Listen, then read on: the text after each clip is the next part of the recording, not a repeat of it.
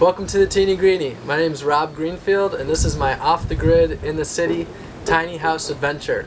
After years of simplifying, I've gotten down to a completely debt-free and bill-free lifestyle. I moved here 4 months ago with only the possessions that fit on my bike and my trailer, and I bought this little house for $950 and been living very wonderfully and simply and healthfully the last 4 months. So today I'm going to give you a tour of the place and show you what's going on here in my off-the-grid in San Diego tiny house life. So first of all, let me show you the house. Alright, come on inside. So I was planning on buying something a lot bigger originally, but I went on Craigslist and found this bad boy listed for $950. I was going to build my own, but I just couldn't resist. It's not quite tall enough to stand in, but by not being able to stand, I don't spend most of my time in here. But this is all 50 square feet of it. Pretty simple living in here. All of the woodwork is just refurbished wood. The shelf I built myself and these as well. This is just a simple mattress for $75 on Craigslist that pulls out. Yeah, pretty simple on the inside. This light is powered by the solar panels, which I'll show you. It's a 3-watt light bulb. And my clothes, my books, and some of my basic necessities are over here. Hardwood floors, repurposed materials. So that's the inside, but what's more important is the outside. A lot of my life revolves around food, so I'm going to take you to the kitchen next. This is really simple. This is just a little camp kitchen that I got online used. The sinks are right here, and the water just drains down into this 5-gallon bucket. Right here is the refrigerator slash cabinet. Pretty simple. All of my food is stored in jars. I buy all of the food in bulk at the local co-op so that there's no packaging. I brew my own kombucha, sprout a lot of my own things, and then I do lentils, things like that. Got my fresh vegetables. The amazing thing is that this thing actually stays cool. Even the coconut oil doesn't melt on a warm day. So this thing is natural refrigeration with the air that's in the doors. A kitchen wouldn't be complete without a stove. This isn't your typical American stove. This is a rocket stove, which is built out of a couple dozen of bricks that I found in an alley. And I just use wood that's fallen from local trees and use it to cook up whatever I want in my simple pot and pan. Pretty much have oatmeal for breakfast almost every day, and then lots of things like veggies, fruits, and grains. One of my absolute favorite parts about living off the grid is drinking rainwater. This here is pure water straight from the sky, no chemicals like chlorine or fluoride needed whatsoever. This is a simple Berkey filter that uses a very natural filtration system. You simply fill this with a 5-gallon jug.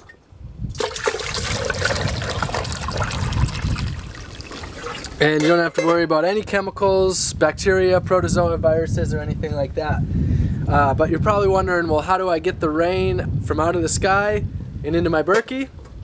I'll show you the rainwater harvesting system. So rainwater harvesting is extremely simple. Those are some old 55-gallon drums that used to have something like applesauce in them. Those are some simple gutters that I built. And then it's just as simple as channeling the rainwater from the roof into the gutters and into the barrels. And there was a huge storm about 2 weeks ago and I managed to collect 200 gallons of water, which for me, at using only 2 gallons of water per day, will last me about 100 days. This is my only source of water.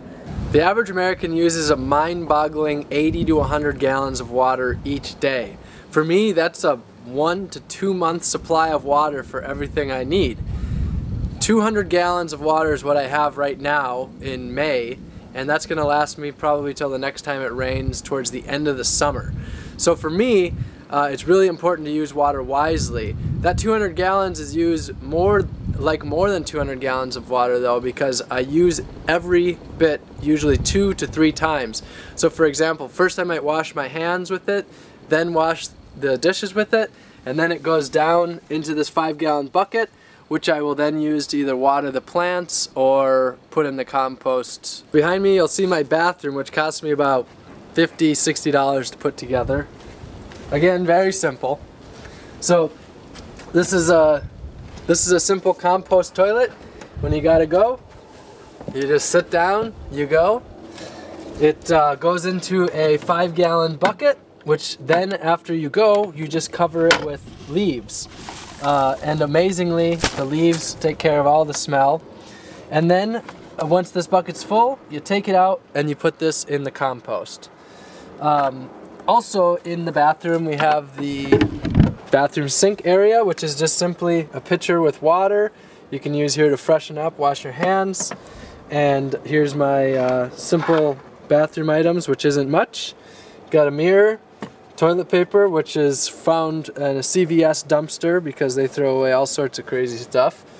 And that's a simple bathroom. So let's head to the compost. So this is the compost, which is a fundamental part of living an earth-friendly lifestyle. Rather than sending stuff to the landfill or to the treatment facilities, taking care of it right here on the spot and turning things back into soil. So the black tarp is just to keep the moisture in, since this is a dry area. But what you see here was originally food waste and human waste and yard waste. The amazing thing is that there's really no foul smell whatsoever, and if you're doing compost right, even with human manure, there won't be a smell. This is new to me, but I'm amazed at just how fine it is.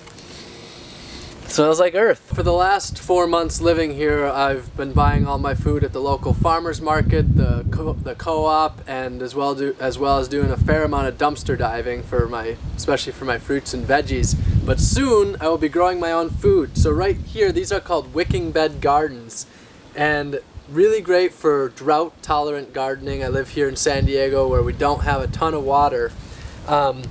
So basically how this works is you water through this little pipe here on top, and that fills a reservoir below, and that's basically rocks like this, and then burlap over that, and the water wicks up through the burlap into the soil, and then waters the plants. I have a couple of basil going right now, but I'll be starting to grow food in probably this weekend, and soon this will be covered in high quality organic greens mostly. You'll have noticed that there's not many things around the yard that I need electricity for. I've got my computer, I've got my bike lights, my headlamp, and the light inside the house, and maybe a few other small things, but for the most part I just don't use much electricity. I just use good old-fashioned manpower and nature to a large extent. But I do have a couple of solar panels to charge the things that I am using. These are 2 solar panels, and they charge simple batteries that I then use to charge what I need. My computer, my bike lights, my headlamp, and my light inside. And one of my favorite parts of the day is sitting in my bird's nest. I just sit up here and read my book or eat my oatmeal, do some writing, and just sit and take in the beautiful ocean view. Life is pretty simple. Life is pretty good. I don't have a cell phone. I got rid of that about 4 or 5 months ago, and I don't have internet here by choice. Reason being is when I'm here, I'm extremely connected to my surroundings and disconnected from the computer and the phone and all of the stresses of life. So when I do need to use the internet or get in touch with people, I hop on my bike, open my gate, and I head out to a cafe or to the library, and I can choose when to be connected and when not to.